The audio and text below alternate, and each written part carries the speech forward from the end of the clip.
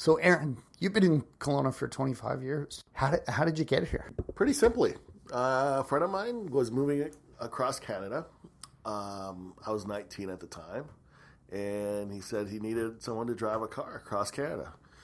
So I thought, in all my wisdom, jump in the car. It took me 5 days to get here, and essentially, I passed Kelowna Lake, and I thought to myself, anything west of this point is unsold. Fell in love first sight. Never even heard of Kelowna before. Had no clue where it was. Didn't even look at it on the map. My initial intentions really were to drive the car out here and then fly back. Right. Just have an experience, a 5-day experience. Well, it's been a 25-year experience. It's been no looking back. Right. I grew up in Toronto as well. So which part of Toronto are you from? I was born and raised in Mississauga, so just outside of Toronto, which is now a part of Toronto. Spent my first 19 years there, and crazy. I go back once or twice a year now. Yeah. That's about all I can handle.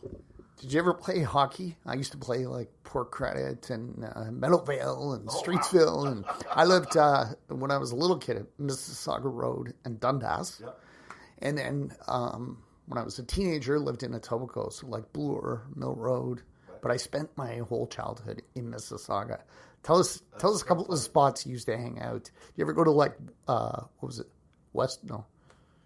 That mall on Dundas. No, it was like a cheap, everything was like, that brown wood West paneling and Wooddale or Woodsdale Mall, maybe. Woodsdale Mall? I can't remember. Well, funny enough, if you grew up in Mississauga Road in Dundas, I grew up in Mississauga Road in Burnhamthorpe. Wow.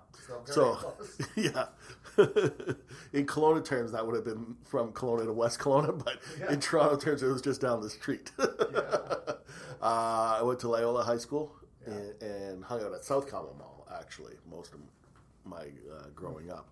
But, we may have played street hockey together. I never played ice hockey, but played lots of street hockey. Right. So you drive this car out here. Did you have a friend that was out here, or your friend in Toronto sold it? Like, what happened? He was moving out here. We had one moving truck and two vehicles, so he was in one truck. His mother-in-law was in the other truck, or in the other car, and I was in the last car. Right. And it was a 5-day journey, 40 some odd hours, by yourself in the car. So there's two of you. Yeah.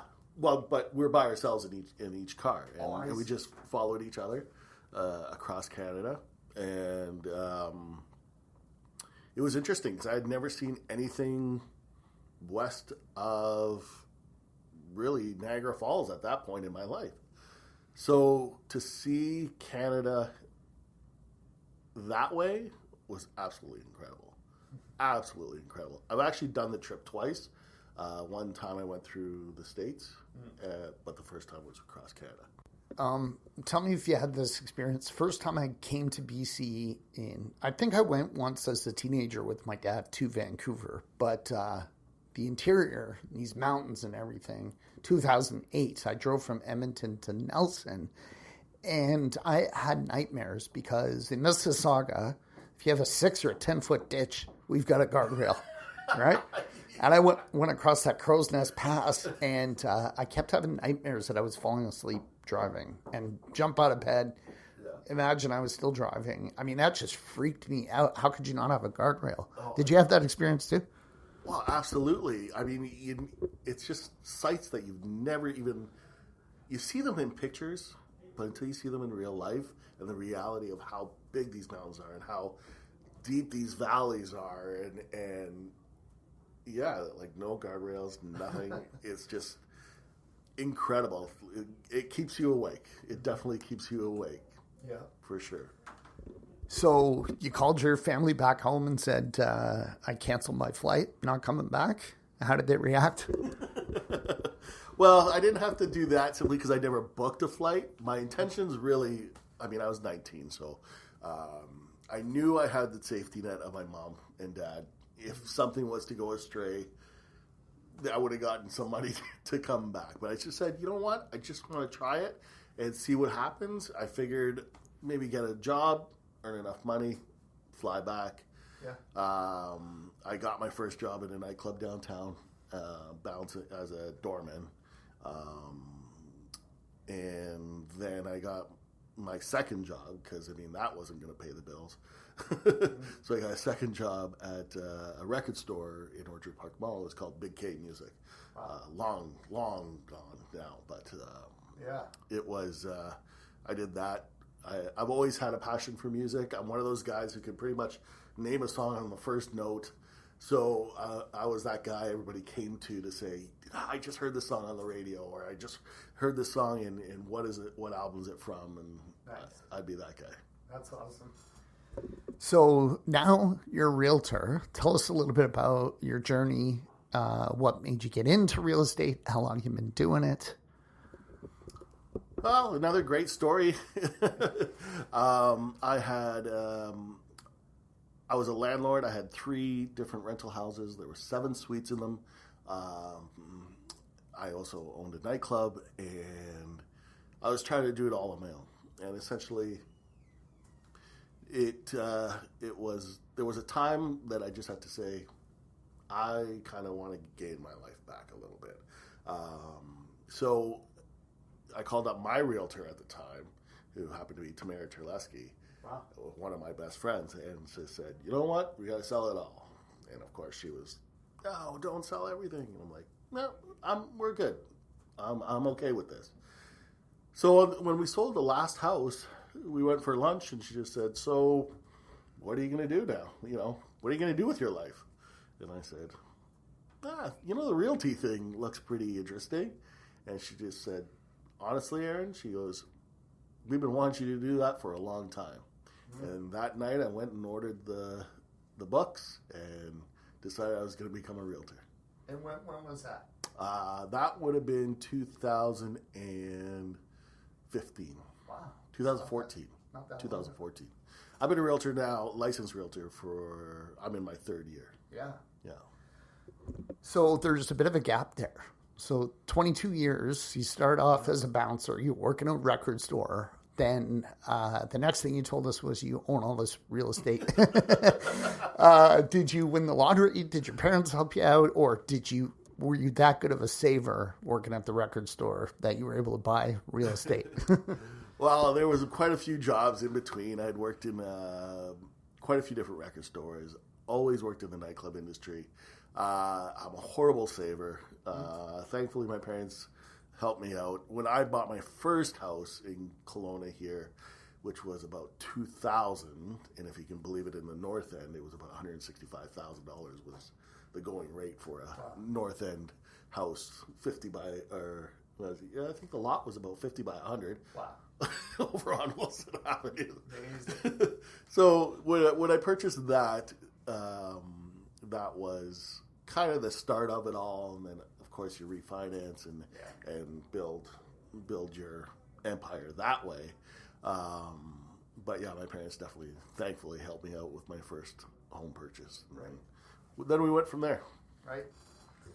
So you're not a landlord anymore. No. Is that because you're so busy with real estate, or you just decided there's enough of that? Do you have any stories of being a landlord that you care to share? Well, I think every landlord has their stories of being a landlord. I had some amazing tenants. The last house that I sold to one of the tenants. The tenants that were in the other 2 suites are still there. So yeah, there are some great stories. I also had a few horrifying stories,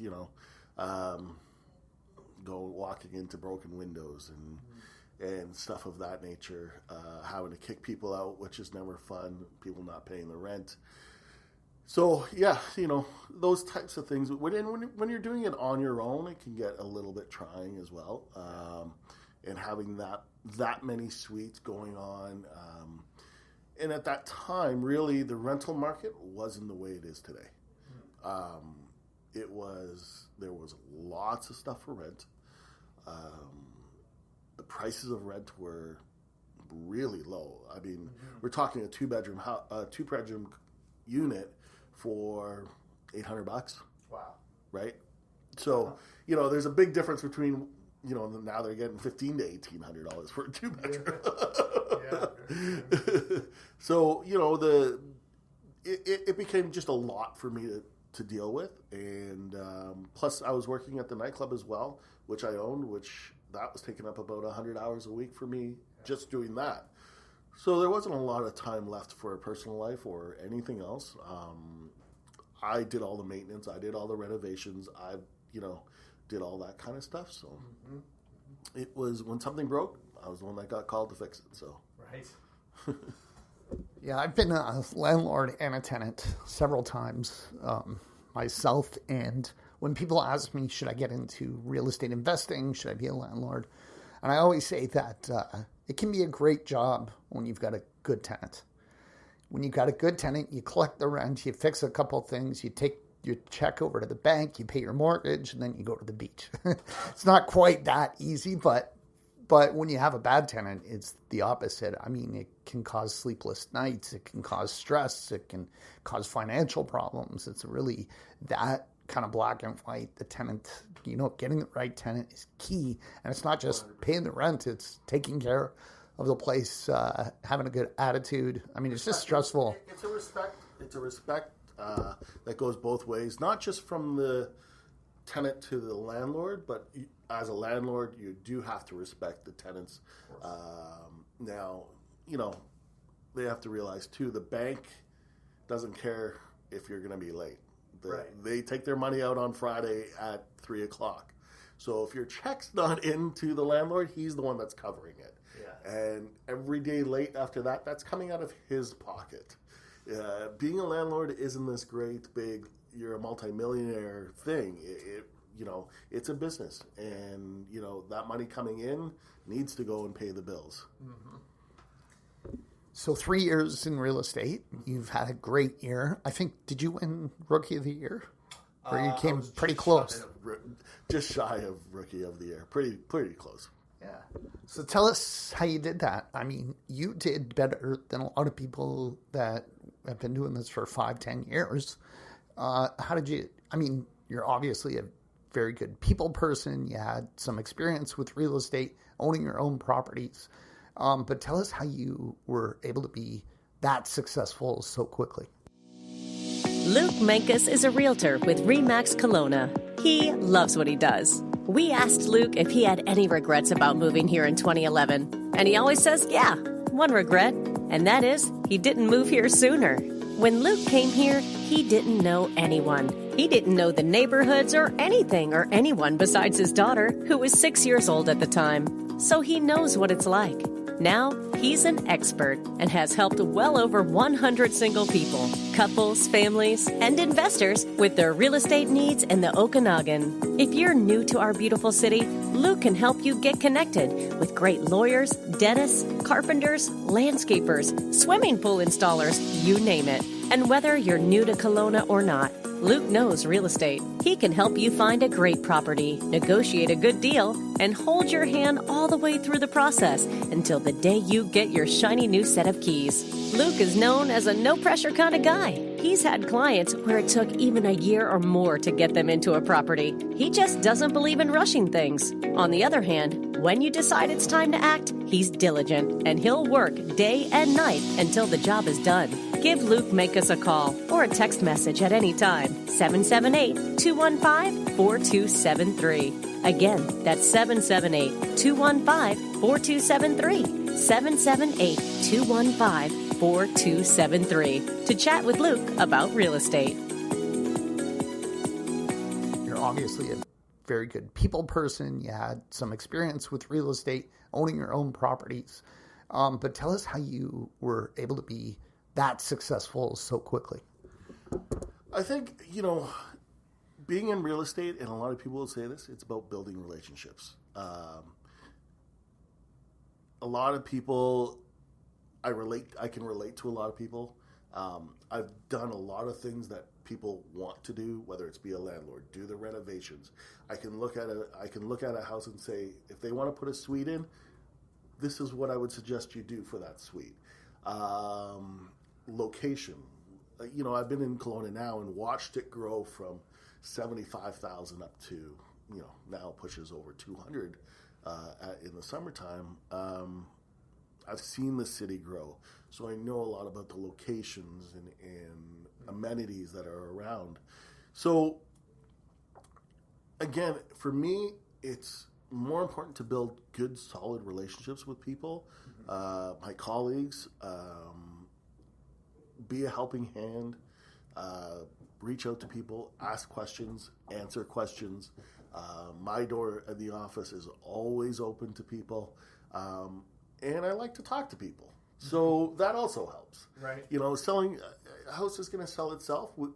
Sometimes there's hurdles. We just work around them and try to get the job done. Yeah.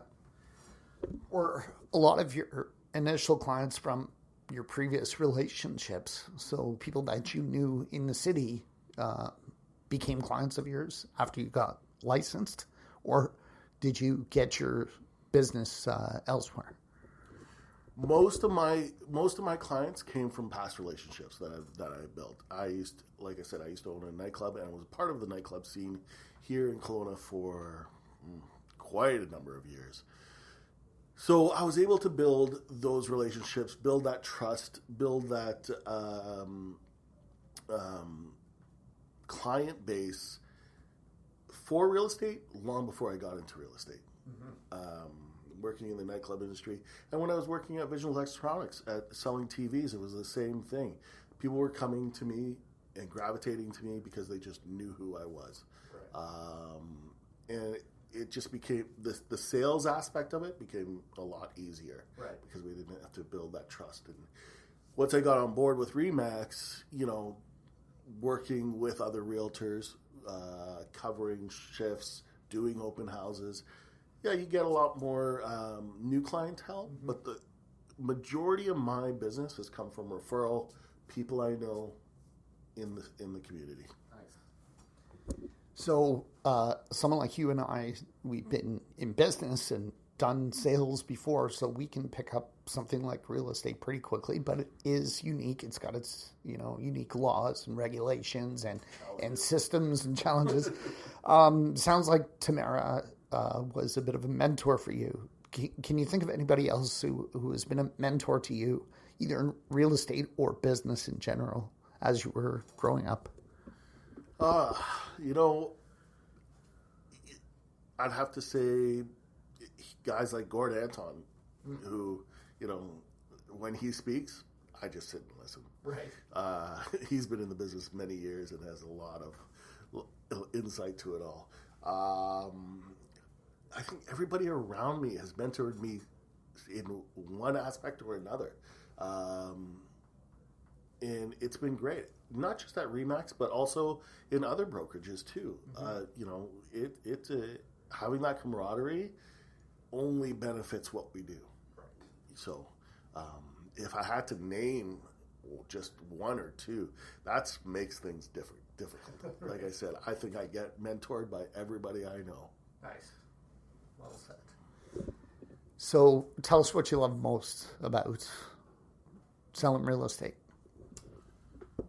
I think it's just the sheer happiness of the lifestyle, people's dreams, we are dream makers. When people see that house and you can hear the gasp of air that's the one, and they can see how they're putting their furniture and how they're going to raise their kids and this, that, and the other. That's such a joyous feeling. Yeah.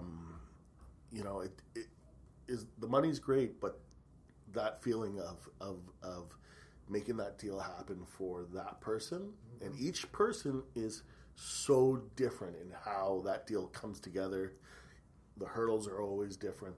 No deal is the same way. But that end result is why we do it. Yeah. that feeling of, my dream house. Whether it's for 5 years, 10 years, or the next 25 years. For that moment, they're moving into their dream house, or they're moving on into their next stage of life. Yeah. Right? Yeah. And it's a great feeling. It is. So true. So true. Can you tell us about a failure or a major setback that you've had in your life and how you got past it? What you learned from it? Failures. I think I've had many failures. I tend not to discuss my failures that much. But, I'm not going to lie. In real estate, just investing, I've made hundreds of thousands of dollars, and I've lost hundreds of thousands of dollars. It is what it is. There's no guarantees to it. But my biggest thing from any one of my failures was allow myself that day to absorb it, feel bad about it, go to sleep. The next morning, though, you have to wake up, put your pants on, and go to work. And just the next day, you do it again. Right. The next day, you do it again. Never allow yourself to get that down about your failure, no matter what it is, because the next day is a new day. Right. And the next day could be the best day of your life.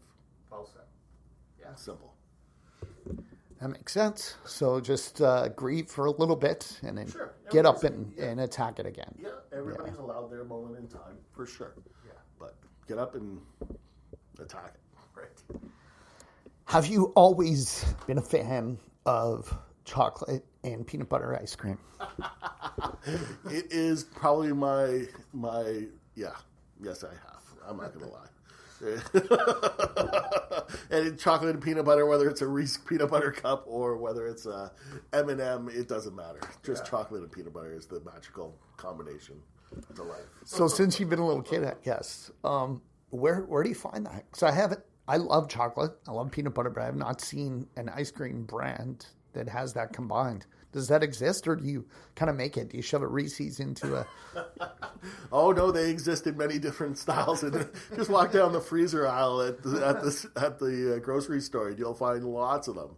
I'm such a fan. Even when I go to the movies, I'll put my M&Ms in my popcorn. Yeah. Just because it's a great flavor combination. Right. But, yeah, chocolate and peanut butter to die for. Awesome. So, Aaron, I would like you to nominate anyone in the city of Kelowna that you think has an interesting story to tell and you would like to see come on this show in the future. I want to nominate my buddy Rick Lazar.